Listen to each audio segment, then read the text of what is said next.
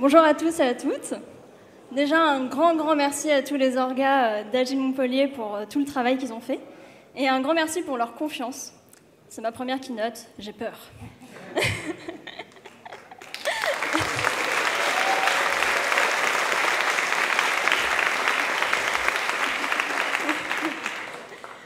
Aujourd'hui, je vais vous parler de la semaine de 4 jours, parce que je pense que l'agilité, c'est quand même l'humain au centre de nos organisations. Et en challengeant justement nos organisations, on peut aller vers plus d'égalité et d'inclusion. Et c'est un peu ce dont j'ai envie de vous parler aujourd'hui. Si j'ai envie de vous parler de la semaine de 4 jours, c'est parce que, pour ma part, je le vis.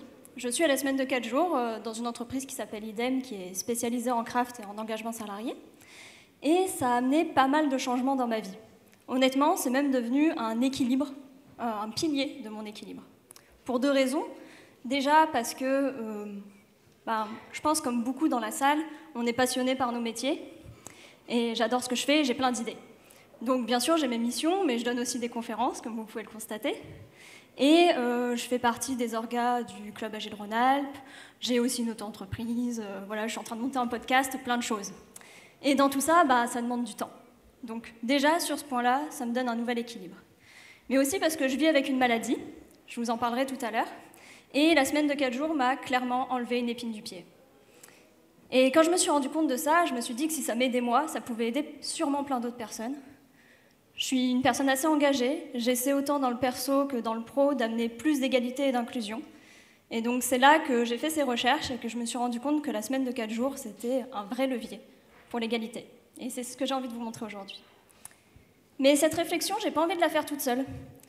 J'aimerais que vous aussi, vous puissiez vous faire votre propre avis.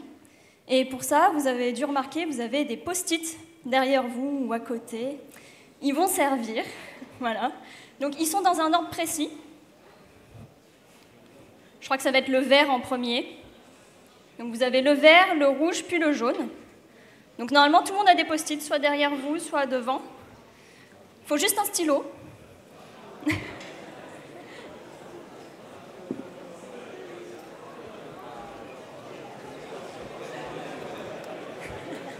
Ça demande un petit peu d'organisation. Voilà, donc on va s'en servir tout au long de la conférence. Et surtout, ne partez pas avec. Laissez vos post-it quand vous aurez terminé sur votre chaise. Vous allez voir, on va faire quelque chose de très joli à la fin. C'est la petite surprise bonus. Donc laissez-les, ce sera important. Ok, je pense que... Bon, il y a des stylos distribués si besoin. Maintenant qu'on s'est dit ça, il y a un dernier outil que je dois vous présenter. C'est la roue des privilèges. Est-ce que mon... Non, ça marche pas, c'est pas grave. La roue des privilèges, c'est ce qui m'a permis en fait de faire toute la réflexion. Donc je vais m'appuyer dessus tout du long. C'est pour ça que je vous la présente. C'est un outil qui, d'une part, permet de comprendre un petit peu les différentes inégalités qui peuvent être vécues par plein de personnes autour de nous, ou par nous-mêmes, qu'on n'a pas forcément conscience quand on ne le vit pas, mais également de prendre nous-mêmes conscience des privilèges qu'on peut avoir. Donc vous voyez, il y a plein d'éléments différents, et plus vous êtes au centre de la roue, plus vous vivez des privilèges, et plus vous êtes de l'extérieur, plus vous êtes susceptible de vivre des inégalités. Donc vous pouvez vous placer sur cette roue. Pour vous donner un exemple, pour ma part, j'ai plusieurs masters, donc déjà sur la partie éducation, j'ai des privilèges. Je suis une personne mince, je ne vis pas la grossophobie, pareil, c'est un privilège. Je pense qu'on est nombreux et nombreuses dans la salle à gagner largement au-dessus du SMIC. Donc pareil, sur la partie richesse, ce sont des privilèges, et bien sûr, je suis une personne blanche. Tout ça, ça me donne un certain nombre de privilèges. Ça ne veut pas dire que je ne vis pas d'inégalité, déjà en tant que femme, mais aussi sur la partie capacité physique, dont je vous parlerai tout à l'heure. Et je vous invite déjà, vous de votre côté, à vous poser la question comment la semaine de 4 jours peut venir adresser une très grande partie de cette roue, parce que c'est ce qu'on va voir aujourd'hui. Maintenant qu'on s'est dit ça, plaçons le cadre. La semaine de 4 jours, ce n'est pas un 4/5e. C'est important de le dire. Un 4/5e, en général, vous n'avez pas tout votre salaire. La semaine de 4 jours, c'est le fait de garder un salaire plein sur 4 jours. Également, le cadre dans lequel on va se placer, parce qu'il faut savoir qu'en France et dans le monde, il y a plein de semaines de 4 jours qui existent. Nous, on se place dans le cadre où on vient diminuer le niveau horaire. L'objectif, c'est pas de prendre 5 jours et paf, tout mettre en 4. Donc on diminue le nombre d'heures. Au niveau de la flexibilité, pareil, d'une entreprise à une autre, vous allez avoir plein de différences. Il y a des entreprises qui vont faire choisir entre plusieurs jours, d'autres c'est plus fixe, certains c'est plus flexible encore. Si je vous donne mon exemple, pour ma part, je n'ai pas d'horaire, donc je suis en forfait jour, je crois que ça s'appelle. Et donc quand je suis passée à 4 jours, j'ai eu directement moins d'heures sur la semaine, vu que mes jours n'ont pas changé. Et au niveau de la flexibilité, c'est vrai qu'on a de la chance, pour ma part, je peux poser le jour que je veux chaque semaine. Alors c'est environ le mercredi, mais quand ça m'arrange, eh ben je change. Donc c'est vrai que c'est intéressant. Donc ça, c'est pour qu'on ait notre cadre. Également, pour vous donner quelques chiffres, il faut savoir que c'est une démarche qui n'est pas que en France aujourd'hui. J'ai presque envie de dire que c'est mondial. Il y a plein de pays, soit qui ont déjà fait des tests, soit qui sont en train de le faire, voire même qui ont changé leurs lois pour permettre aux entreprises de passer à la semaine de 4 jours. Vous avez dû entendre parler récemment de l'étude du Boston College qui a été faite sur 6 mois, qui a donné quand même des résultats qui sont, je trouve, très prometteurs. Parce que sur cette étude-là, ce qui a été remonté par les salariés, c'est 71% en moins de ressenti sur l'épuisement professionnel. C'est quand même énorme. Au niveau du stress, c'est moins 39%. Et ce qui est intéressant aussi pour les entreprises, c'est au niveau du turnover. Moins 57% en 6 mois. C'est quand même assez fort. Et après ce test, on a 92% des entreprises qui continuent. Je vous donne un autre petit exemple, l'Islande, qui pour le coup ont fait leur test il y a déjà un petit moment et c'est déjà acquis de leur côté. 86% ont déjà réduit le nombre d'heures, je tiens à le préciser, et travaillent sur 4 jours. Ok ? Maintenant, qu'est-ce que la semaine de 4 jours nous apporte à nous, en tant qu'êtres humains, en tant que salariés ? Pour répondre à la question, bien sûr, il y a les études, il y a les tests qui ont été faits, il y a les études scientifiques, les études sociologiques, mais je voulais aussi qu'il y ait des tranches de vie. Du coup, j'ai fait une bonne quinzaine d'interviews de personnes qui sont à la semaine de 4 jours, pour qu'il n'y ait pas que mon ressenti à moi, qui est forcément biaisé. Il y a aussi des personnes qui ont fait le choix de passer au 4/5e pour comprendre, et des CEO et des RH d'entreprises qui sont à la semaine de 4 jours. Donc ça, c'est ce que je vais vous présenter, et on va le regarder à 3 niveaux différents. D'une part, ce qui va toucher tout le monde, privilège, pas privilège, vraiment ce que ça va nous apporter à tous et à toutes. Ensuite, on verra un deuxième niveau, c'est comment la semaine de 4 jours permet de réduire un très grand nombre d'inégalités. Et enfin, on verra sur un troisième plan que si on généralisait la semaine de 4 jours, ça a des impacts qui nous dépassent. Et ça, c'est intéressant. On commence ? Donc déjà, pour soi, qu'est-ce que ça nous apporte ? Bon, je pense que vous vous en doutez, au niveau de l'équilibre de vie, c'est surtout ça qui va impacter. Les personnes que j'ai interviewées me disaient notamment que de base, elles avaient un peu l'impression de courir le week-end, de devoir faire tout ce qu'on appelle adulting, donc faire les courses, s'occuper des enfants, s'occuper de chez soi, faire à manger, etc. Ça prend du temps. Et au final, elles ne se sentaient pas reposées quand elles revenaient au travail. Avec la semaine de 4 jours, ça permet vraiment, en fait, soit de pouvoir le lisser, soit il y a des personnes qui font le choix de prendre un jour, et du coup, elles sont tranquilles le week-end. Donc, en effet, ça va vraiment impacter l'équilibre de vie. Qu'est-ce que ça permet derrière ? Eh bien, ça permet d'avoir du temps pour ses projets, du temps pour sa famille, du temps pour le sens. Bien sûr, notre travail nous apporte du sens, mais je pense qu'on n'est pas que notre travail, et on a plein d'autres choses à côté. Donc ça permet d'y répondre. Vous avez à chaque fois des petits témoignages d'ailleurs. Et l'impact aussi que ça a, c'est sur la santé mentale et physique. Donc là, c'est plutôt les études qui le montrent. Quand on est à la semaine de 4 jours, il y a un meilleur sommeil qui s'installe. C'est les études qui le montrent. Également, si on regarde du côté des entreprises qui ont fait des tests, c'est moins 65% d'arrêt maladie. Donc il y a quand même un vrai sujet dessus. Et les personnes l'évoquaient aussi en témoignage, qu'en fait, on n'est pas des robots. On ne peut pas toujours être à 100%. Et je fais le lien d'ailleurs avec les principes du manifeste agile sur le fait d'avoir un rythme soutenable. Je ne sais pas ce que vous en pensez, mais parfois j'ai un peu la sensation que je veux toujours faire plus dans un minimum de temps et que c'est un petit peu une course effrénée. Au final, la semaine de 4 jours, elle permet de reprendre le temps et de faire les choses peut-être mieux. Et au final, il y a des personnes qui performent encore mieux derrière. Donc ça, c'est vraiment ce que ça va nous apporter à tous et à toutes. Maintenant, comment est-ce que ça peut apporter autour de nous pour les personnes qui vivent des inégalités ? Je pense que la première chose qui vous vient en tête, c'est l'égalité femmes-hommes. On en entend beaucoup parler sur les réseaux. Et c'est vrai, c'est le cas. Aujourd'hui, il faut savoir que c'est plus d'une femme sur 4 qui est au 4/5e, contre moins d'un homme sur 10. Et au niveau de la parentalité, lors du premier enfant, c'est plus de 50% des femmes qui passent à 4 jours. Donc là, pas la semaine de 4 jours, hein, au 4/5e. Qu'est-ce que ça crée? Déjà, sans mettre ça en place, on sait qu'en France, il y a une différence de salaire entre les hommes et les femmes. C'est acté. Mais là, on vient encore augmenter cette différence. Qu'est-ce qui se passe aussi derrière? C'est que les femmes, elles ne font pas moins de travail. Souvent, elles prennent les tâches qui sont non rémunérées. Donc tout ce qui va être le fait de s'occuper des enfants, de s'occuper de chez soi, etc. Ce que la semaine de 4 jours va permettre de faire sur ce sujet-là, c'est déjà bien sûr la rémunération. Quand tout le monde arrive à 4 jours, toutes les personnes qui étaient au 4/5e récupèrent leur salaire complet.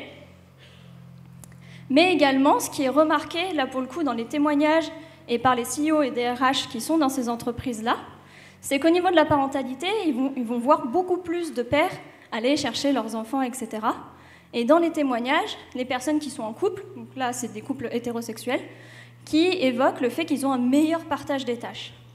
Alors bien sûr, je ne suis pas naïve, c'est pas parce que tout le monde serait à la semaine de 4 jours que d'un coup on va enlever toutes les inégalités femmes-hommes, mais en tout cas on voit que ça améliore, et surtout ça donne l'opportunité. Donc c'est quand même un vrai sujet.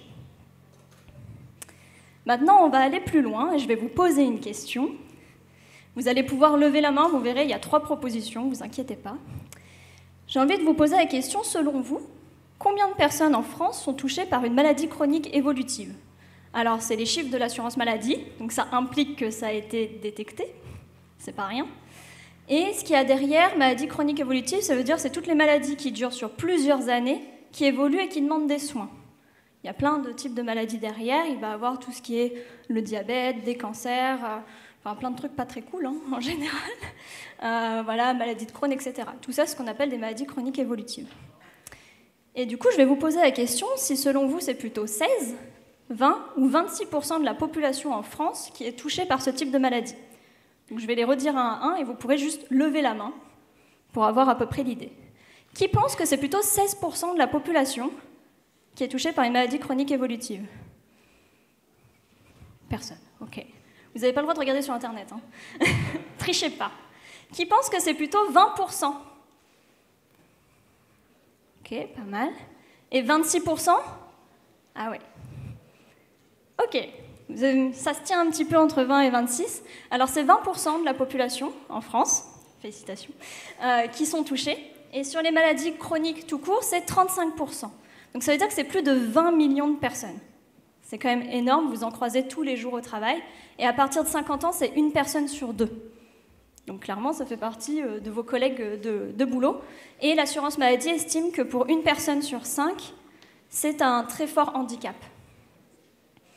Comment la semaine de 4 jours va pouvoir apporter des éléments pour ces personnes-là? Donc déjà, sur la santé physique, le fait d'avoir un handicap et ou une maladie, eh bien déjà, ça va permettre de pouvoir prendre ses rendez-vous médicaux.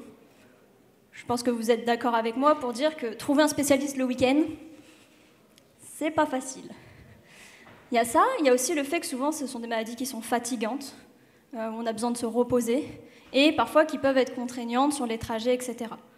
Je vais vous donner mon exemple, parce que pour ma part, je suis touchée par l'endométriose, énormément de personnes en France sont touchées. C'est une maladie qui déjà est très douloureuse et qui se développe sur plein d'organes, et malheureusement, sinon ce serait trop facile, au fil des années ça empire. J'aurais préféré dans l'autre sens, hein, honnêtement, mais c'est pas le cas. Et je me suis rendu compte d'une part, déjà j'ai à peu près 3 rendez-vous médicaux par mois, donc c'est quasiment 1 par semaine. Avant, j'étais obligée de courir entre midi et 2, le matin avant le boulot, etc. C'était compliqué. En plus, pour avoir ces horaires-là, tout le monde les veut, donc c'est encore plus complexe. Avec le télétravail, c'était un petit peu plus facile, mais encore. Aujourd'hui, je peux vraiment placer mes rendez-vous tranquilles, c'est quand même... ça fait du bien. Mais également, il y a beaucoup de maladies qui fonctionnent avec des cycles ou des crises, et plus on est stressé, plus on est fatigué, plus ça crée des crises. Pour ma part, l'endométriose peut créer une crise, et j'ai pas de symptômes avant. Je ne le sais pas, c'est du jour au lendemain. Le fait aujourd'hui d'avoir un jour flottant dans ma semaine, mais c'est un stress en moins qui est immense. Je ne sais pas si on peut se rendre compte, mais c'est immense. Et moi, ça m'a enlevé énormément de stress, du coup, énormément de symptômes aussi. Donc ça peut aider quand même vraiment beaucoup de personnes. Et je pense qu'il ne faut pas oublier aussi les personnes qui sont en posture d'aidant ou d'aidante. Pour un parent, pour un enfant, une personne que j'ai interviewée, sa fille a été diagnostiquée de la mucoviscidose et du coup elle a dû demander à passer au 4/5e pour accompagner sa fille. Pas tout le monde peut se permettre de passer au 4/5e et de perdre 20% de son salaire. Donc ça touche quand même énormément de personnes. De même, pour la santé mentale aussi, donc tout ce qui va être la neurodiversité ou les troubles psychiques, de la même manière, ça va permettre d'avoir un meilleur suivi et d'avoir du temps pour se reposer. Il y a plein de choses quand même qui sont très fatigantes. Avec l'endo, on a souvent de l'anxiété qui va avec, parce qu'on a toujours peur d'une crise. Clairement, moi je vais être franche, hein, le mercredi matin, je dors. Honnêtement, je dors. Et en France, c'est quand même pareil, 1 personne sur 5 qui est traitée pour un trouble psychique. Donc c'est un vrai sujet, énormément de personnes sont touchées. Et pour certains troubles, certaines maladies, le fait de pouvoir avoir un meilleur équilibre, ça peut permettre aussi de soigner certaines maladies beaucoup plus rapidement. Et surtout, on a un meilleur suivi. Donc vous voyez déjà, sur ces parties-là, on vient toucher énormément de personnes. Mais la semaine de 4 jours, elle va encore plus loin, parce qu'elle donne accès à plein de choses. Et je vous les mets pas tout de suite, justement, ça vous permet de réfléchir un petit peu. Vous voyez, dedans, il y a éducation, citoyenneté, langue, richesse, logement. Comme ça, vous pouvez un petit peu imaginer qu'est-ce que ça peut apporter. Mais elle va vraiment donner accès, déjà, à des diplômes. Dans les témoignages, il y a plusieurs personnes qui me disaient voilà, qu'ils ont un bac+3, par exemple, et qui voulaient accéder à un master, ou le fait de ne pas forcément être anglophone, qui est quand même très important aujourd'hui. Ça permet donc soit de pouvoir avoir du temps pour apprendre une langue, ou reprendre des études. Pour ma part, j'ai fait un master en parallèle de mon CDI, avant d'être à la semaine de 4 jours, pour devenir coach pro. J'ai pas d'enfants à charge. Et honnêtement, j'ai eu aucun week-end, aucune vacances pendant 1 an. J'étais fatiguée. Donc j'imagine même pas pour les personnes qui auraient des enfants en bas âge. Donc c'est très compliqué. Donc là, ça donne vraiment accès à ça. Également pour la propriété. Alors on n'y pense peut-être pas comme ça, mais déjà d'une part, le fait d'avoir un jour en moins, on peut aller à des endroits peut-être un petit peu moins chers parce qu'on peut être un petit peu plus loin, mais surtout c'est d'avoir le temps. Ça prend du temps de pouvoir acheter un logement, il y a plein de choses à faire.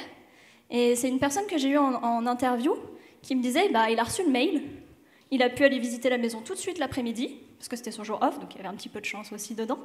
Ils ont eu la maison et sinon ils ne l'auraient pas eu. Donc ça permet aussi de donner accès à la propriété, qui est un des privilèges. Et le dernier point, c'est aussi du côté de la citoyenneté. Il y a plein de personnes qui doivent renouveler des papiers, des visas, ou qui arrivent en France, qui ont besoin de se faire un réseau, de connaître la culture, de connaître leurs droits, et qui n'ont pas forcément les moyens de poser des jours pour ça. Donc là aussi, on vient adresser encore un certain nombre de personnes. Donc si vous regardez depuis le début, je pense qu'on adresse vraiment beaucoup de personnes différentes.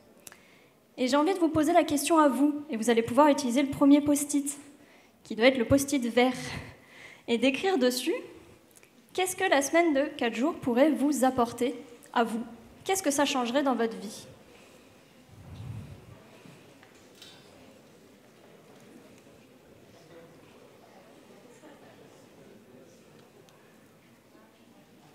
Je vous laisse un peu de temps pour écrire. En tout cas, dans les interviews, personne ne voulait revenir en arrière. Vraiment, personne, même pour un meilleur salaire, personne n'a voulu.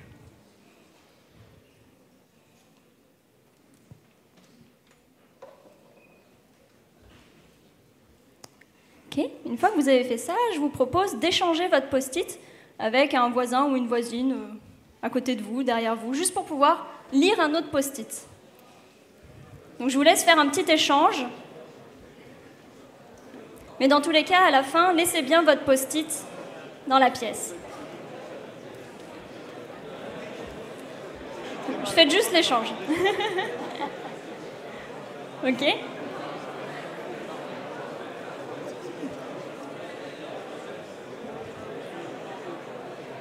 Comme ça, on peut tous et toutes s'inspirer les uns les autres. Je vais continuer parce qu'on a un timing. Si vous vous souvenez, on avait un 3e niveau, donc qui est des impacts qui nous dépassent. Et en effet, la semaine de 4 jours, elle va impacter énormément au niveau de l'environnement et du social. Malheureusement, sur ces points-là, je n'ai pas le temps d'en parler plus en détail, mais peut-être que ce sera une autre conférence, on ne sait pas. Par contre, la partie dont j'ai envie de vous parler, c'est la partie associative, qui va aussi rejoindre l'environnement et le social. Énormément de personnes ont envie de s'investir dans des associations, mais n'ont pas forcément les moyens. Et alors, ça ne veut pas dire que si on est au 4/5e, à la semaine de 4 jours, il faut absolument s'investir dans une association, mais en tout cas, ça donne l'opportunité. Et dans les personnes qui ont témoigné, qui ont fait les interviews, eh ben, beaucoup, justement, avaient des initiatives dans des assos environnementales ou sociales, et elles ne pourraient pas mettre ce temps-là si elles n'étaient pas sous ce format de travail. Et je voudrais mettre en visibilité très rapidement une association. Donc, c'est Oulaimatou Baldé qui a fait le choix de passer à la semaine de 4 jours pour lancer son asso, donc IT Women Movement, qui a pour but d'avoir plus d'égalité et d'inclusion dans la tech. Donc, je ne peux pas en parler longtemps, mais n'hésitez pas à aller voir. Ils interviennent du coup dans les écoles, en mentoring, mais aussi en entreprise, via des conférences et des tables rondes, pour que les entreprises puissent mettre en place des actions pour avoir plus d'égalité et d'inclusion. Donc c'est un exemple, mais qui me tenait à cœur. Ok, maintenant qu'on s'est dit tout ça, regardez, déjà, ça nous apporte à tous et à toutes, mais en plus, ça nous permet d'avoir bien plus d'inclusion dans les entreprises. Deuxième point, si on regarde du côté des entreprises, justement, elles y gagnent également. Déjà sur l'employabilité, ça, je vous l'ai dit tout à l'heure, le fait qu'il y ait beaucoup moins de turnover, mais aussi les entreprises que j'ai interviewées me disaient qu'elles ont beaucoup plus de personnes qui postulent, et surtout les personnes ne partent pas. Au niveau de la performance et de la rentabilité également. Je comprends que les entreprises puissent avoir peur et de se dire on réduit le temps de travail, on va moins faire, on va moins gagner, comment on va faire? Il va falloir recruter.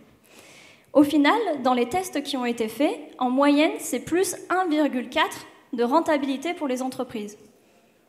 Donc elles y gagnent aussi. Et le dernier point, c'est au niveau de l'intelligence collective. Du fait qu'on ait beaucoup plus d'inclusion, on va avoir toute cette émulsion qui va se faire, et du coup sur la partie innovation. Donc je vous pose la question, est-ce qu'on n'aurait pas tous et toutes à y gagner finalement? Ça paraît sympa. Et d'ailleurs, en France, des entreprises le font déjà. Là, vous avez les 3 entreprises que j'ai interviewées, donc idem, c'était facile vu que j'en fais partie, qui accompagnent d'ailleurs maintenant aussi des entreprises pour passer à la semaine de 4 jours. Il y a également Figure, qui est une entreprise française, mais qui est sur toute l'Europe, qui crée un produit RH. Et Bilo, qui est une entreprise plus jeune, qui est une entreprise à mission dans l'environnement. Je vous les évoque parce que je vais en parler un petit peu après. Mais il y en a plein d'autres. Alors là, je vous ai mis que les entreprises qui ont diminué le nombre d'heures, bien sûr, on reste dans notre cadre. Et vous avez sans doute entendu parler de Welcome to the Jungle ou de LDLC qui documentent beaucoup, justement, leur évolution entre les premiers mois, première année, deuxième année.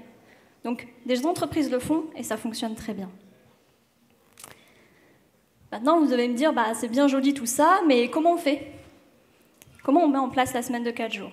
Ça va être notre dernière partie. Ce que je vous propose, c'est de vous partager les 4 grandes étapes qui me semblent fondamentales. D'une part, des interviews que j'ai pu faire, des études aussi, mais également dans la manière dont j'accompagne. À mon sens, la première étape, c'est de faire un peu un état des lieux, un peu un 360. Déjà, pour se dire pourquoi on veut passer à la semaine de 4 jours. Il faut savoir que dans les entreprises que j'ai interviewées, les convictions ne sont pas forcément les mêmes. Par exemple, pour la CEO de IDEM, son objectif, c'est d'avoir un maximum de flexibilité pour les employés. C'est pour ça, d'ailleurs, qu'on peut placer notre 5e jour comme on veut. Pour Bilo, son objectif, c'est que les membres de l'entreprise puissent co-créer l'entreprise qui leur ressemble. Donc les convictions ne sont quand même pas les mêmes derrière. Et je pense que c'est important de savoir pourquoi on veut y aller. Ensuite, pareil, connaître les métiers, les contraintes, les besoins. Ce n'est pas les mêmes entreprises, ce n'est pas les mêmes contraintes. Donc de faire déjà ce 360. Une fois qu'il est fait, je pense que c'est très important de communiquer la démarche et au moins la réflexion, même si elle aboutira peut-être pas, mais en tout cas le fait que ça va être testé, donc le communiquer au sein de l'entreprise, avec cette raison d'être, le pourquoi on veut le faire. Et j'invite vraiment les entreprises à consulter les salariés et les membres de l'entreprise. Parce que déjà, les personnes peuvent avoir des idées, vont peut-être remonter des contraintes qu'on n'avait pas en visibilité, on peut répondre à leurs questions et à leurs craintes. C'est normal que des personnes se disent « Mon Dieu, je peux déjà pas tout faire en 5 jours, comment je vais faire en 4 ?» Parce que bien sûr, il y a des choses qui vont être priorisées. Le travail va se faire différemment. Dans les KPI relevés, il y a plein d'entreprises qui regardent le temps en réunion, par exemple. Parce que la réunionnite, en France, on aime quand même bien. Donc il y a plein de choses différentes qui vont se faire. Une fois que ça a été fait, il va bien falloir construire le cadre de test. On va tester pendant combien de temps? Est-ce que c'est sur toute l'entreprise? Est-ce qu'on le fait en plusieurs étapes? Il y a des entreprises qui font 4,5 jours, puis 4 jours. Tous ces points-là, comment on relève que ça fonctionne bien? Est-ce que les personnes arrivent vraiment à ne pas travailler sur leur 5e jour? Est-ce qu'au final, il y a des personnes qui se connectent? Tout ça. Et j'invite vraiment à la co-construction. Que ce ne soit pas juste une personne, mais vraiment pouvoir avoir les salariés qui puissent co-construire ce point-là. Et j'invite également à ce que ce soit une équipe dédiée en interne, soit un accompagnement externe, mais voilà, que ce soit bien construit pour avoir ce cadre. Il va être très important. Parce qu'une fois que vous avez votre cadre de test, il va falloir mettre en place, bien sûr. Et la mise en place, elle va avec toute la conduite du changement que vous connaissez. Il y a plein d'habitudes qui vont être changées, c'est normal. Il y a des choses qui vont bien fonctionner, peut-être d'autres qui vont moins bien fonctionner. Et c'est important de les avoir en visibilité. Je vous donne l'exemple de Figure que j'ai évoqué tout à l'heure. Pour leur part, ils ont fait un test de 4 mois. Ils se sont rendus compte que pour la majorité de l'entreprise et des métiers, pas de problème. Surtout côté développeur, ça s'adaptait très bien. Par contre, pour certains types de métiers spécifiques, c'était moins pratique, ça ne marchait pas très bien. Donc ils ont revu tous ensemble et ils ont fait le choix d'avoir une partie de l'année à la semaine de 4 jours et une autre partie de l'année, une semaine sur 2, donc 9/10, si on peut dire ça comme ça. Donc c'est important de se dire qu'aussi les entreprises peuvent co-créer leur cadre et faire des tests et évoluer au fur et à mesure pour que tout le monde puisse trouver sa place dans ce format-là, qu'il n'y ait pas un métier en souffrance et les autres qui aient la belle vie. C'est important aussi.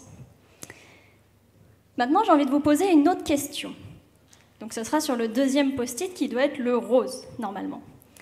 Je viens de vous évoquer plein de choses. La semaine de 4 jours, nos privilèges, les inégalités. Et je pense qu'on peut tous et toutes mettre des petites actions en place. Donc un petit pas. J'ai envie de voir un peu ce que ça vous inspire. Et de se dire qu'on peut faire des petits pas comme juste initier la réflexion dans son entreprise, partager une association comme j'ai pu le faire, juste sur LinkedIn par exemple. Vous pouvez également vous dire, en tant qu'agiliste, je vais faire en sorte que mes ateliers soient plus inclusifs, ou je vais mettre moins de telles choses. Il y a plein de petits pas qui peuvent être faits. Et du coup, on va se donner une minute pour que vous puissiez écrire, vous, ce que ça vous inspire, quel petit pas vous avez envie de faire à la suite de cette conférence. Vous inquiétez pas, vous ne le partagerez pas. Vous pouvez mettre ce que vous voulez. Mais vous, à votre échelle, quel petit pas, quelle petite action, ou non-action, ça peut être le fait d'enlever quelque chose, vous avez envie d'essayer à la suite de cette conférence?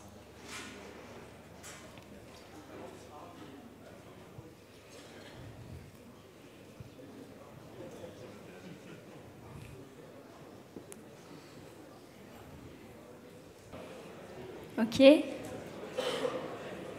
Je vois que pas mal de personnes ont écrit. Dernier point que j'aimerais évoquer avec vous.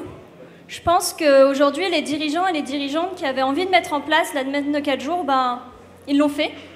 Et je pense qu'aujourd'hui, à présent, c'est à nous, nous en tant que personnes, en tant que salariés, de pousser cette démarche. Pas que la semaine de 4 jours, aussi pour avoir plus d'équité, plus d'inclusion dans nos entreprises, dans nos organisations. Et d'ailleurs, je me pose la question à quel point, en tant qu'agiliste, on est adepte de la conduite de changement, ça ne va pas être notre rôle aussi d'accompagner ces transformations-là dans le travail. Pas que des transfos agiles, pas que des transfos digitales, mais aussi des transfos dans nos manières de travailler.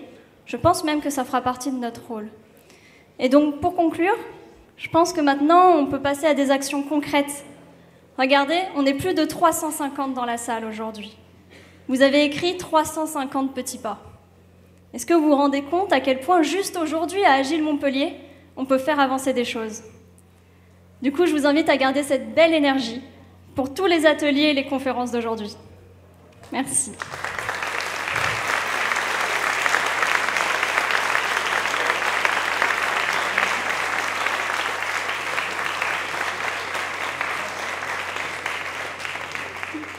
Quelques éléments. Laissez bien vos post-it. Sur le dernier, vous pouvez écrire soit un feedback, soit votre ressenti en sortant de cette conférence. Je pourrais les lire et ça fait toujours plaisir. Vous pouvez également les mettre sur l'outil de feedback. Si vous souhaitez les slides, n'hésitez pas, vous avez tout ici. Et d'ailleurs, en dernière slide, vous avez tout ce que j'ai utilisé. Et vous avez en plus des podcasts, des sites. Et sur la première source, vous avez un site qui regroupe les entreprises qui sont à la semaine de 4 jours, avec pour certaines des contacts, si vous voulez poser des questions. Donc n'hésitez pas à me demander les slides, vous avez toutes les infos ici. Merci beaucoup à vous et belle journée.